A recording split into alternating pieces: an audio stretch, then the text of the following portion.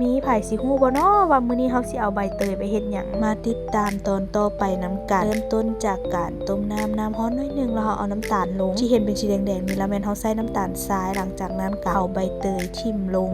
อย่าลืมหาแนวมาวัดใบเตยก่อนเอาลงเด้อบ่ให้มันแตกออกจากกันเพื่อเวลาเฮาตักสิได้ตักออกง่ายหลังจากนั้นเฮาก็มาแกะหมากลำไยจังซี่เอาแต่เนื้อมันที่จริงถ้าว่าผู้ใดมีหมากลำไยที่ว่าเป็นหน่วยใหญ่น่ะสิแกะง่ายกว่านี้อันนี้ของยุ้ยเป็นหน่วยน้อยเป็นหมากลำไยบ้านเนาะหลังจากนั้นกลับมาเบิ่งหม้อเฮาว่าเป็นจังไดแล้ว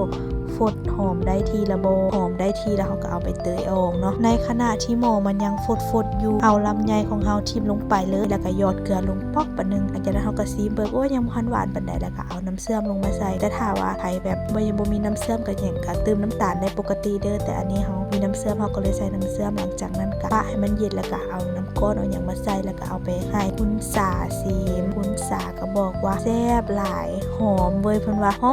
มแท้ของว่าไปเด็ดใบเตยเป็นกกพุ่นเนาะเฮามีใบเตยปลูกอยู่เฮือนจากนั้นเฮาก็มาซีมเบิ่งยามหน้าร้อนๆแบบนี้เนาะเฮาก็อาจจะมาเฮ็ดน้ำลำไยแบบนี้เพราะว่ามันถึกฤดูร้อนแล้วก็ลำไยหลายเฮ็ดได้พอดีเป๊ะเลยผู้ใดเฮือนใดที่ว่ามีลำไยหลายๆลองเฮ็ดเบิ่งเด้อ